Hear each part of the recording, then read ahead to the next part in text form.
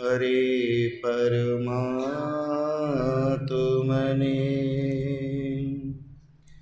प्रणतक्लेशनाशाय गोविन्दाय नमो नमः। वसुदेवसुतं देवं कंसचारूणमर्दनं देवकी सुपरमानन्दं कृष्णं वन्दे जगद्गुरुं। कृष्णं वन्दे जगद्गुरुं। करता करे न कर सके गुरु करे सब होए। सात दीप नौ खंड में गुरु से बड़ा न कोई। गुरु से बड़ा न। ध्यान मूलं गुरुमूर्ति पूजा मूलं गुरुपदं मंत्रमूलं गुरुवाक्यं मोक्षमूलं गुरुकृपा। जय जय जय राधा रमण जय जय गोपी चित चोर प्रभु जय जय। इन चरणों में राखियो सुनियो कृपा। ज्ञान भक्ति मोहि दीजियो दियो दया को।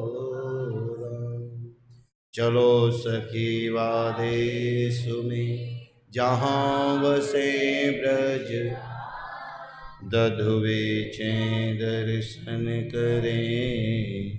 सखी को पंथ दो कर एक पंथ दो कर।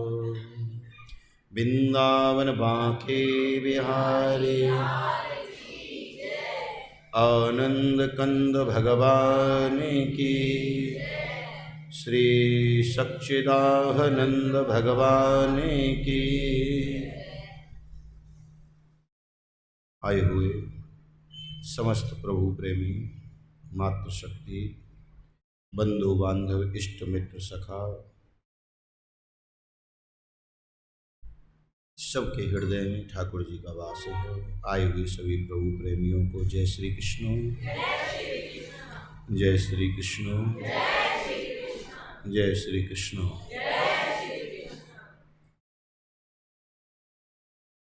हम और आप सब अपने जीवन का कल्याण करने के लिए भगवान के श्री चरणों में एकत्रित हैं। तन से भगवान के संग है,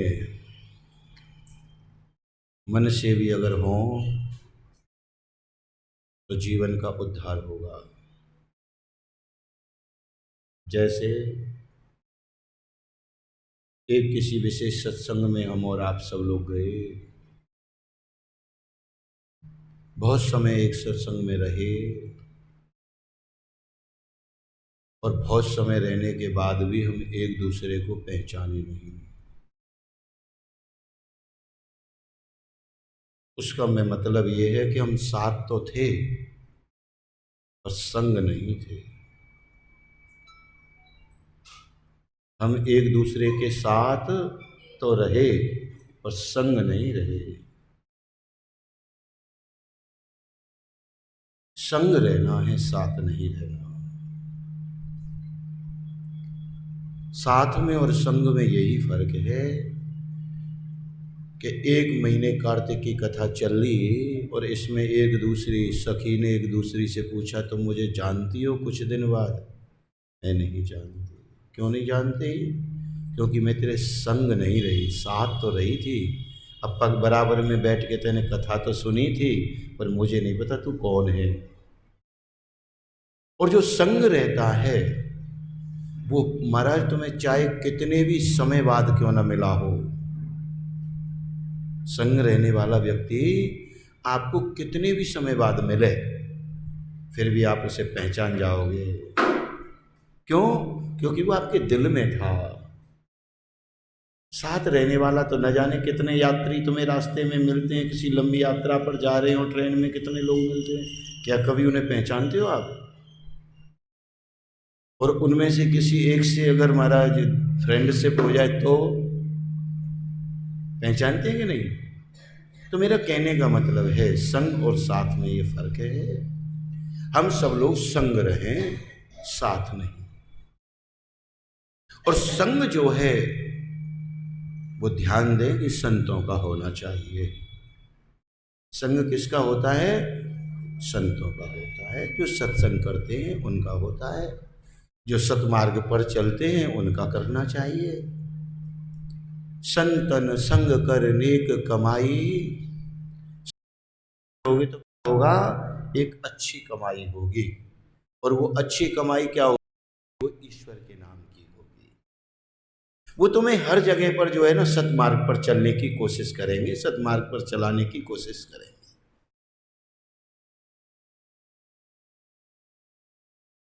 जैसे एक जो है ना बालक जो है महाराज विद्यालय में पढ़ता है, और विद्यालय में जब बच्चा पढ़ता है ना तो गुरुजी उसे बहुत अच्छा ज्ञान देते हैं। गुरुजी को इससे मतलब नहीं है कि ये मुझे कुछ कमा के देगा, इससे गुरुजी का कोई कांटेक्ट नहीं है। एक रोगी पड़ा है महाराज, बहुत तड़फ रहा है, बड़े लोगों की भीड़ लग रही है, बहुत सारे लोग आ रहे हैं वहाँ, और बहुत सारे लोग जब आ रहे हैं ना तो उसकी कोई औषधि नहीं बता पाता कि ठीक कैसे होगा। जब उसकी कोई औषधि नहीं बता पाता ये ठीक कैसे होगा, तो क्या किया जाए कि वहाँ एक संत आए और कहने लगे भैया ठीक करने की औषधि तो मैं बता दूंगा, पर ठीक औषधि तुम्हें लानी पड़ेगी। ये क्या औषधि है? कि औषधि ये है कि अगर इसको स्वर्ग की मिट्टी से तिलक कर दिया जाए, अगर स्वर्ग की मिट्टी से तिलक कर दिया जाए इसका, तो सभी रोग खत्म हो जाएंगे, ये ठीक हो जाएगा, तड़फना बंद हो जाएगा।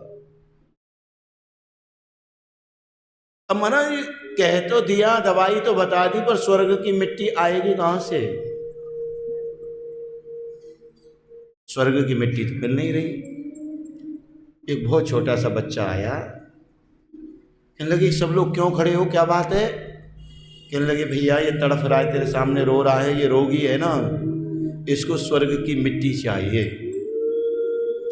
कहने लगे स्वर्ग की मिट्टी चाहिए? कहने लगे हाँ। और कौन लाएगा? कहने लगे मैं लेके आऊंगा। बच्चा कहता है तू ले आएगा? कि हाँ। बच्चा दौड़ता हुआ गया और 5 मिनट बाद लौट करके आया, और मिट्टी हाथ में थी उसके में, और लेकर के उन्होंने कहा ये लो लगाओ तिलक। अब जैसे उनके तिलक लगाया ना, वो रोग खत्म हो गया, वो चिल्लाना बंद हो गया, पीड़ा नष्ट हो गई। उस बच्चे से पूछा गया, लोग अचंभे में पड़ गए, मृत्यु लोक में महाराज स्वर्ग कहां,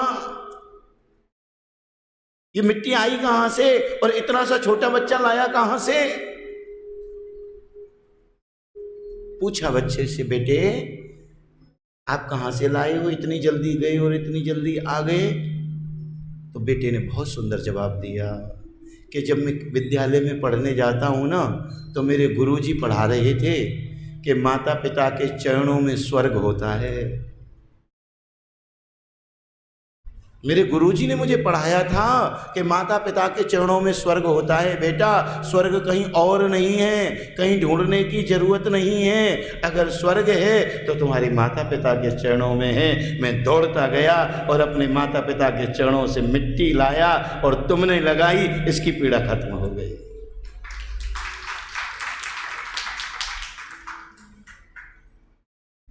स्वर्ग कहीं और नहीं है, स्वर्ग हमारे माँ बाप के चरणों में है।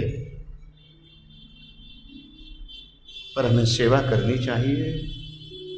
हम बुजुर्गों की सेवा न करें, माँ बाप की सेवा न करें, उनका आदर सम्मान सत्कार न करें, हम खूब कथा सुने तो साथ तो हैं पर संग नहीं है। संग रहना है, साथ की आवश्यकता नहीं है। तो महाराज नारद जी जो है प्रश्न करते हैं। महाराज नारद जी से जब पृथु जी ने प्रश्न किया तो नारद जी कहने लगे, सुनो कि अब जो है ना 5 दिन की दीपावली है। कितने दिन की? अब 1-2 दिन को छोड़ दो, 31 और 1 को छोड़ दो, अब 5 दिन में आओ सीधे। ये 5 दिन की कैसे है महाराज? 5 दिन के बारे में बताओ कि भैया त्रयोदशी से तो शुरू होती है, धन त्रयोदशी से, और भैया दूज तक जो है ना दीपावली चलती है। भैया दूज तक दीपावली चलती है 5 दिन। और मैं आपको बताता हूं, अब ध्यान से सुनो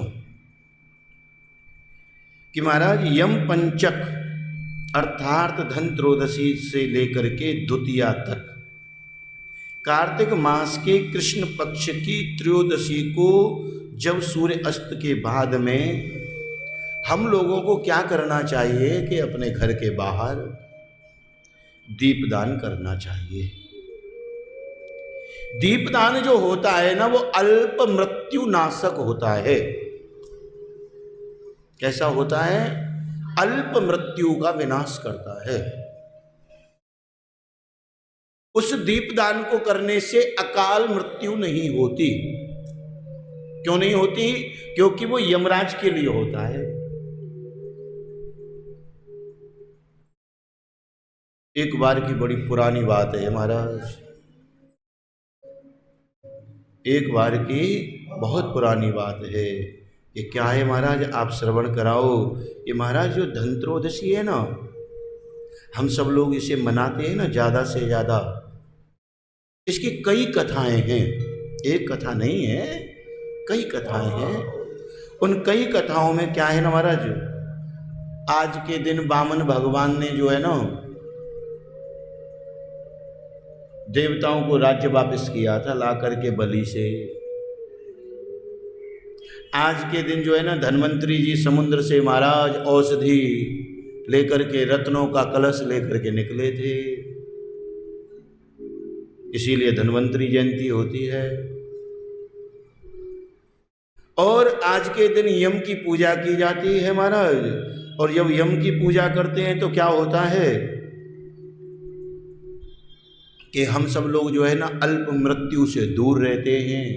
हमारे जीवन में जो है ना सबसे बड़ी अगर कोई रत्न है,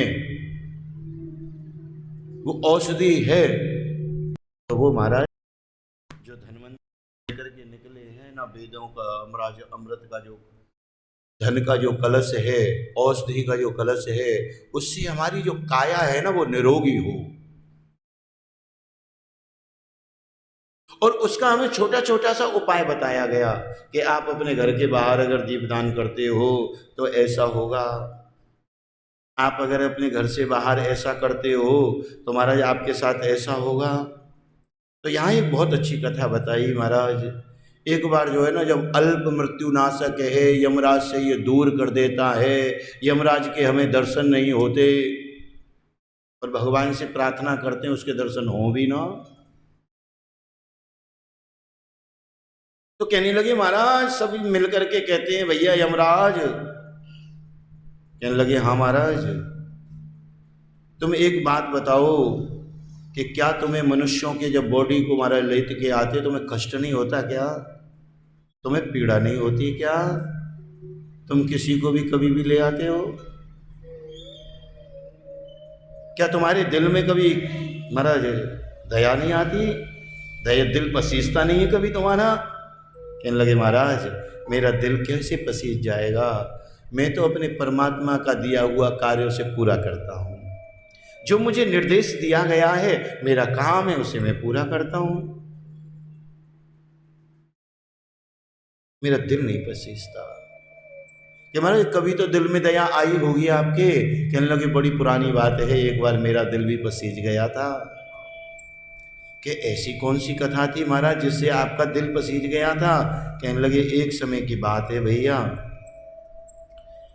एक दिन हंस नामक राजा जो है ना शिकार खेलने के लिए निकला था, और वो जंगल के रास्ते से क्या हुआ, भटक गया। और जब जंगल के रास्ते से भटक गया तो अपने नगर की सीमा से बाहर चला गया। और जब अपने नगर की सीमा से वो बाहर गया ना, तो क्या देखा महाराज, वहाँ एक हेमा नामक शासक मिला। और उस शासक ने उससे पूछा, भैया तुम कौन हो? कहने लगे, मैं ऐसे ऐसे राजा हूँ भाई, मैं अपना मार्ग भटक गया हूँ। कहने लगे, अच्छा कोई ऐसी बात नहीं है। उसका बड़ा आदर सत्कार किया। उसी दिन राजा हेमा की पत्नी के एक पुत्र हुआ। अब उसने महाराज ज्योतिषियों को दिखाया। देखो छोटे बच्चे की कुंडली जो है ना बहुत कम दिखानी चाहिए। अब उन्होंने बच्चे की कुंडली दिखाई तो उस कुंडली में एक योग बना हुआ था कि जब इसका विवाह होगा ना, और विवाह के सही चौथे दिन इसकी मृत्यु हो जाएगी। उन्होंने कहा, हमें अपने बेटे का विवाह ही नहीं करना, इसे यमुना जी के किनारे भेज दो, वहां बैठ करके तपस्या करेगा। अब विधि के विधान को कोई मैट तो सकता नहीं। वो महाराज गुफा में महाराज तपस्या करने लग गया। और जब गुफा में तपस्या करने लगा ना, तो क्या होता है महाराज, उसी गुफा में जब वो ब्रह्मचर्य का पालन करता है, बड़े प्रेम से वहाँ रहता है, संयोग बस हंस राजा की पुत्री भटकते हुए उस गुफा में पहुंच गई। उन दोनों ने गंधर्व विवाह कर लिया। और चौथे दिन जो है ना, उसका जो पति था वो चला गया। वो रुदन करने लगी। जब वो रुदन कर रही थी ना, उस रुदन को देख करके जो है ना, मेरा दिल पसीज गया। ये मेरे से बहुत अपराध हो गया। अभी तो इसका जीवन प्रारंभ भी नहीं हुआ और मैंने इसके जीवन को खत्म कर दिया। उसी दिन मैंने ये बताया था कि जो भी मेरा अल्पनाशक दीप दान करेगा, बेटी उसके पति को कुछ नहीं हो सकता, उसके परिवार को कुछ नहीं हो सकता, उसके घर को कुछ नहीं हो सकता। उसका परिवार, पति, संसार जो है ना वो आनंद में बीतेगा। और वहां मेरे दर्शन नहीं, मेरे मालिक के, मेरे स्वामी के दर्शन होंगे। अब यमराज के जो स्वामी हैं वो तो गोविंद हैं, भगवान हैं। तो हम सबको धन्वंतरी, आज की जो जयंती है उसको धन्वंतरी कहते हैं। आज के दिन धन्वंतरी जी का प्राकट्य हुआ। कलश लेकर के आए, तो जो भी धन्वंतरी जी की पूजा करता है, प्रेम से दीपदान करता है, त्रयोदशी के दिन लाल रंग की बत्ती लेकर के, और लाल रंग की बत्ती में महाराज को तेल डाल करके, और दक्षिण दिशा की तरफ अपने घर के बाहर, अपने नगर में, अपनी दुकान के बाहर, सब जगह दीपदान करे, प्रज्वलित करे, प्रकाशमान करे। तो ऐसा जो व्यक्ति होता है वो मुझे बहुत प्रिय लगता है, भगवान कहते हैं। और तिल के तेल में अगर कोई भी आदमी जिस जल से वो नहाता है ना, उस नहाने वाले जल में एक बूंद भी तिल का तेल डाल देता है, दोबारा डाल लो, तो तिल के तेल में जो स्नान करता है, चलो कल नहा लेना, ठीक है, तो कल नहाना। इसीलिए अब मैं 5 दिन पहले सारी बातें बता रहा हूं आपको। तिल के तेल को अगर डाल करके स्नान करता है तो वो कभी भी यमलोक में नहीं जाता, उसे कभी यम दर्शन नहीं होते, उसे कभी भी नरक का भय नहीं रहता। और तेल में जो होता है ना, लक्ष्मी का वास होता है, उसके घर में कभी धन की भी कमी नहीं रहती। अब देखो हम साथ हैं पर संग नहीं है, कथा तो हर साल सुन रहे हो आप लोग। अब तुम मेरे से कह रहे हो, तुमने बताया नहीं, पिछली साल सुनी थी तुमने, तो अब की बार तुम्हें याद रखना चाहिए था। साल भर के चेक को तो कोई नहीं भूला भैया, हैं? तो मेरा कहने का मतलब है कि इस तिथि में गंगा का वास होता है। और जो जल में स्नान करते हैं, चतुर्दशी तिथि को स्नान करने के बाद में स्नान के उपरांत अपने घर में जो छोटी दिवाली कहते हैं, वो क्या है? छोटी दिवाली का क्या नाम है? अलक्ष्मी। क्या नाम है? अलक्ष्मी, दरिद्रता। अपने घर की समस्त दरिद्रता को, दीपावली का त्योहार बड़ा पावन है, अपने घर की समस्त दरिद्रता को घर से बाहर निकालना चाहिए। अब समस्त दरिद्रता घर में क्या है? समस्त दरिद्रता है घर में महाराज जो सफाई न होना, घर को साफ न रखना, ये दरिद्रता है। अब देखो, ये घर तो साफ कर रहे हो, पर महाराज जो घर साफ करना चाहिए ना, वो साफ नहीं है। उसमें राग, द्वेष, अहंकार, मद, मत्सर इत्यादि बसे हुए हैं। जब तक वो साफ नहीं होंगे, जब तक भगवान नहीं आएंगे। लक्ष्मी जी को भी पवित्रता, शुद्धता चाहिए। वो मन की शुद्धता होना आवश्यक है। हमने थोड़ा सा कुछ आया नहीं कि हमें अहंकार हुआ नहीं। अपने से छोटा हो, बड़ा हो, सम्मानित तो होना चाहिए। तो महाराज जब कहते हैं, ध्यान से सुनो भैया, कि एक समय की बात है, भगवान नारायण मृत्यु लोक में आए थे। लक्ष्मी जी कहने लगी मैं भी चलूंगी। जब लक्ष्मी जी ने कहा मैं चलूंगी, तो भगवान ने खूब मना किया। माताओं का स्वभाव है, जिस काम की मना करोगे उसे जरूर करेंगे। लक्ष्मी जी नहीं मानी, कि देखो मैं लेके तो चलूंगा, पर मेरी बात तो मान लोगी ना। कहने लगे बात भी तो मान लूंगी महाराज, साथ चलूंगी तो। अब महाराज लक्ष्मी जी को खड़ा कर दिया, दक्षिण दिशा की तरफ जाने लगे। कहने लगे यहीं खड़ी रहना, आना मत। अब लक्ष्मी जी कहाँ मानती हैं महाराज, पीछे पीछे गई कि मेरे से मना किया तो क्यों किया, खुद गए हैं, मुझे मना कर रहे हैं। ये हमारा स्वभाव है, ये स्वभाव की कथा है, और स्वभाव के कारण हमें कष्ट पाना पड़ता है। सुन जुड़ करके, आ न जुड़ करके, केवल भाव जुड़ना चाहिए, न स्वभाव होना चाहिए, न अभाव होना चाहिए। जब जीवन में हो, जब भाव होना चाहिए। लक्ष्मी जी पीछे गई तो क्या देख रही, सरसों का खेत खड़ा है। माताओं को श्रृंगार का बड़ा शौक होता है, और होना भी चाहिए। भगवान का दिया हुआ हमारे पास सब कुछ है, हमें श्रृंगार करना भी चाहिए।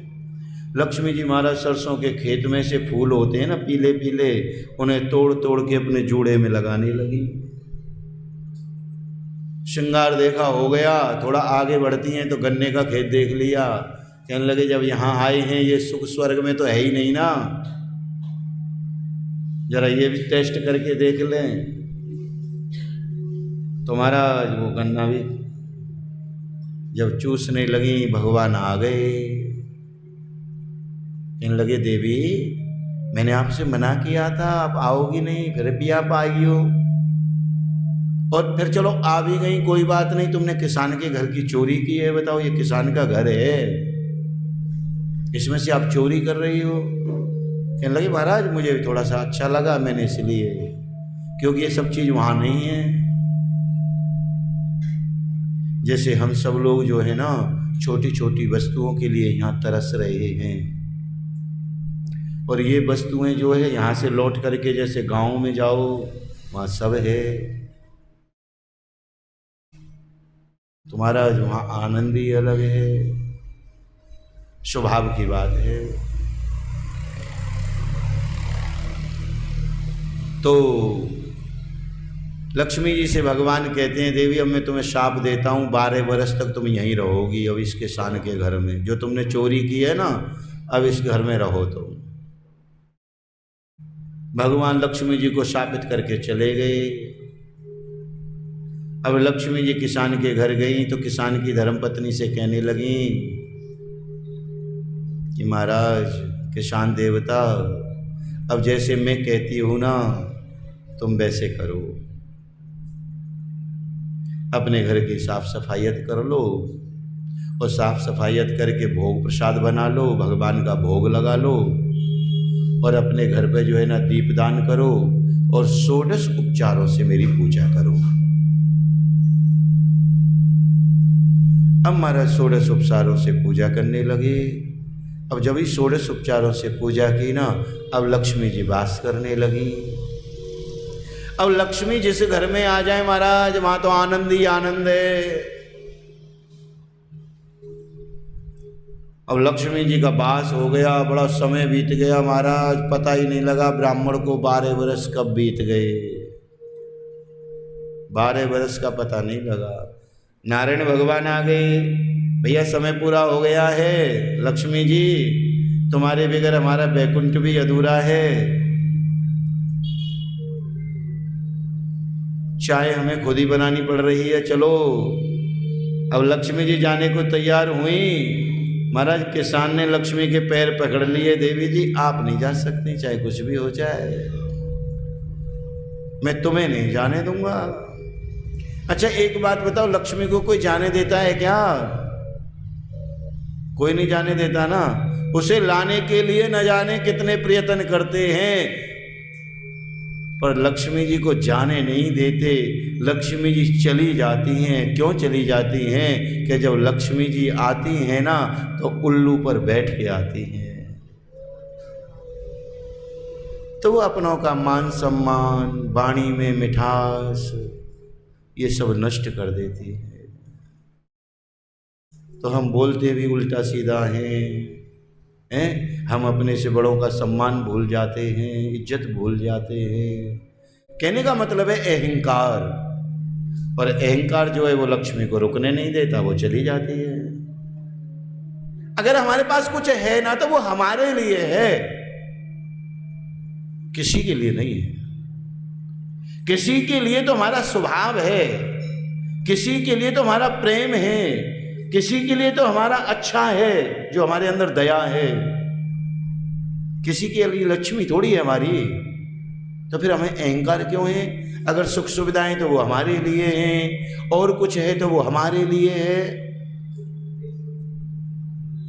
तो महाराज लक्ष्मी जी कहने लगी, देख किसान तेरे घर में मेरा भी मन लग गया है, मेरा भी मन नहीं कहता कि मैं यहाँ से चली जाऊँ, पर देख ये विधि का विधान है, समय पूरा हो गया है, नारायण भगवान लेने आए हैं, जितना समय था वो मैंने पूरा किया, अब मैं जाऊंगी तो सही, पर जैसा मैं कहती हूँ ना तू वैसा करना। देखो धन्वंतरी जयंती है आज, तो धनत्रयोदशी के दिन क्या करते हैं ना, जब हम पूजा करते हैं तो एक तांबे का कलश लें। अब जिस पे जैसा हो, जरूरी नहीं है तांबे का हो, जिसके घर में स्टील का हो, किसी के में चांदी का हो, किसी के में स्वर्ण का हो, जैसा भी हो, अपने मन से अपने भाव से कलश लेकर के रखें, दीपदान करें और दीपदान करके पूजा करें। स्वर्ण खरीदते हैं, अब जिस पर स्वर्ण के पैसे नहीं है तो वो महाराज चांदी भी लेता है, जिस पर चांदी के लिए नहीं है तो वो लोटा गिलास इत्यादि भी लेता है। नए वस्त्र इत्यादि महाराज, नए आभूषण, बर्तन जो भी खरीदते हैं वो अपने लेकर के आए। इसमें आज के दिन लक्ष्मी का वास होता है, सब लोग खरीदें और प्रज्वलिता से जब मेरी पूजा करोगे ना किसान, तो मैं तुम्हें देखूंगी नहीं, जो तुम्हारे घर में प्रकाश होगा ना मैं उस प्रकाश में रहूंगी। जो तुम्हारे घर में दीपदान हो रहा है उस प्रकाश में मैं अवश्य रहूंगी। जैसे ही ब्राह्मण से कहा, ब्राह्मण ने कहा देखो माँ मेरा मन नहीं लगेगा। कहने लगे किसी का भी नहीं लगता, संत महात्मा भी हमारा संसार को छोड़ते हैं फिर भी आश्रम बनाते फिर रहे हैं। मन किसी का नहीं लगता लक्ष्मी के बगैर, पर जो लक्ष्मी पति को भजता है ना, माया माया सब भजे माधव भजे न कोई, जो माधव माधव भजे माया दासी उसकी होवे, माया दासी उसकी होवे। माधव माधव जो भजता है उसका तो काम ही अलग है महाराज। तो कहने लगे महाराज इसके बाद में दरिद्रता को निकाल करके बड़ी दीपावली वाले दिन तो खूब महाराज प्रकाशमान होना चाहिए। और भैया द्योजवा अन्नकूट वाले दिन जो है ना भगवान ने गोवर्धन उठाया था। गोवर्धन जब भगवान ने उठाया था ना तो महाराज उस दिन अन्नकूट की पूजा की जाती है। और भैया दूज वाले दिन जो है ना उसको कहते हैं यम द्वितीया। उस दिन बहन भाई भी यमुना में स्नान करते हैं महाराज, तो उन्हें कभी यम दर्शन नहीं होते। ऐसे ही जो भी भक्त भगवान का स्मरण करता है, धनत्रयोदशी का विधि पूर्वक से पूजन करता है, धन्वंतरी जी उसके घर में कृपा करते हैं, उसके घर में आनंद होता है। सब लोग मिलकर के भगवान का पूजन करें, भगवान का खूब अर्चन करें, वंदन करें, भगवान से प्रार्थना करें कि हे परमपिता परमात्मा मेरे घर में धन्वंतरी जी आए औषधि को लेकर के तो मेरे घर के रोग नष्ट हो जाएं। मेरे घर में धन्वंतरी जी आए तो महाराज मेरा अहंकार नष्ट हो जाए। और मेरे घर में धन्वंतरी जी उस कलश को लेकर आए तो मेरे घर की जो गरीबी है ना वो दूर हो जाए। मेरे घर में लक्ष्मी जी कृपा करें। और जब भैया यजमानों के घर में लक्ष्मी जी कृपा करती हैं तो ब्राह्मणों के घर तो खूब बरसने लग जाती हैं फिर, क्योंकि यजमानों के यहाँ कृपा नहीं तो ब्राह्मणों के यहाँ कृपा आएगी कहाँ से, हैं? तो महाराज वहाँ तो फिर अपने आप ही बरसने लग जाती हैं। तो परमात्मा से प्रार्थना करते हैं और बड़े भाव से बड़े प्रेम से भगवान की पूजा करते हैं। बांके बिहारी लाल की, जबकि तुस्सी कहोगे, जब तुम कहोगे जब रख लेंगे।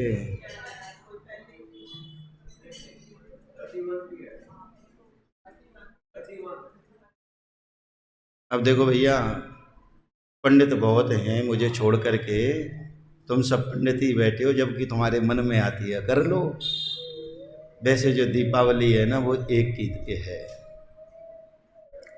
छाटी भर की नहीं है। माननीय अमावस्या की रात्रि होती है इसलिए दीपावली अमावस्या को मनाई जाती है। दीपावली वाले दिन राम जी आए थे, हैं? ऐसा ही कहते हैं ना सब लोग।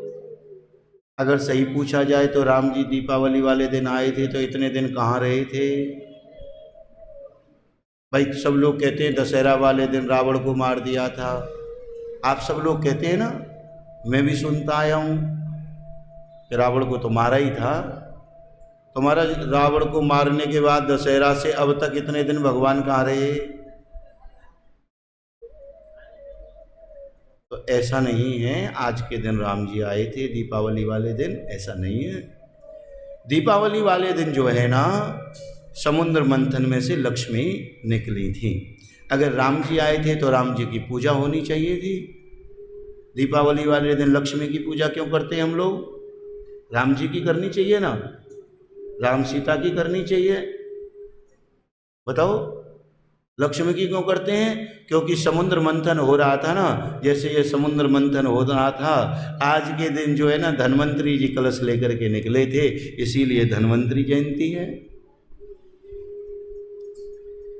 लक्ष्मी को आने से पहले अलक्ष्मी होती है ना, उसे दूर करना होता है। जैसे अमृत निकलने से पहले विष निकला था, ऐसे ही लक्ष्मी को निकलने से पहले अलक्ष्मी निकली थी महाराज। इसीलिए कल बड़ी छोटी दिवाली है, दूर होगी तो लक्ष्मी घर आएगी। और दीपावली वाले दिन जो है ना समुद्र मंथन से लक्ष्मी जी ने का प्राकट्य हुआ था, लक्ष्मी का प्राकट्य हुआ था ना, इसीलिए हम लोग क्या करते हैं? लक्ष्मी पूजन करते हैं। इसीलिए सब लोगों के घर में ये खुशी मनाई गई थी कि लक्ष्मी का प्राकट्य हुआ है, अब हमारे घर में कोई दुख नहीं रहेगा, हमारे घर में कोई कष्ट नहीं रहेगा। इसीलिए दीपावली मनाते हैं। राम जी के लिए तो कहते हैं, हम भी सुनते आए हैं कि राम जी आए थे इसलिए दिवाली मनाई गई। समझ गए? ये मैंने आपको शॉर्टकट में ही बता दिया है सब। कथा तो बहुत लंबी है, सबको फिर घर जाना है, फिर देर हो रही है। जीवन है बहुत छोटा है, काम बहुत ज़्यादा है। श्रीमन नारायण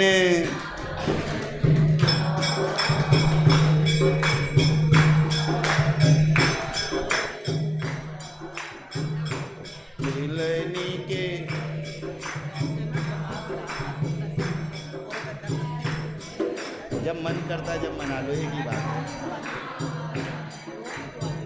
यहाँ रोज ही होली है, रोज दिवाली है, सर्दे के होते हैं सौदे, आस की इतनी सस्ती नहीं है। ये तो प्रेम की बात है ऊधों, बंदगी मेरे बस की नहीं है।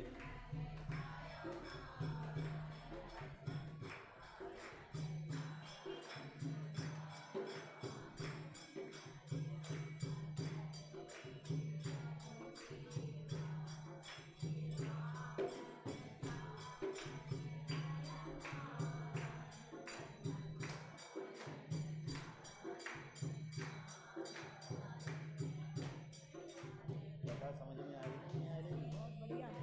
बढ़िया चल रही है। अच्छा, मैं टिकट 2 कराऊंगी। वर्षा का जो है ना, तो इंसान अगर ट्रेन वापस होनी पड़ेगी तो करनी पड़ेगी। क्यों? हो सकता है उसकी वजह से सफेद सफेद। चलो देख लेंगे।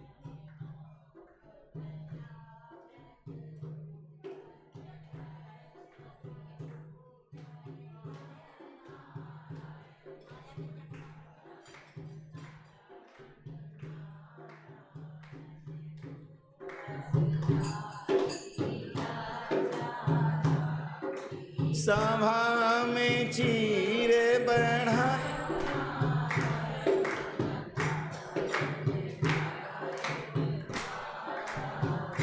श्रीमन नारायण नारायण नारायण भजमन।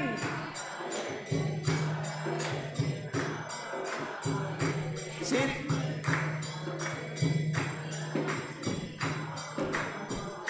बांके बिहारी कथा विसर्जन होते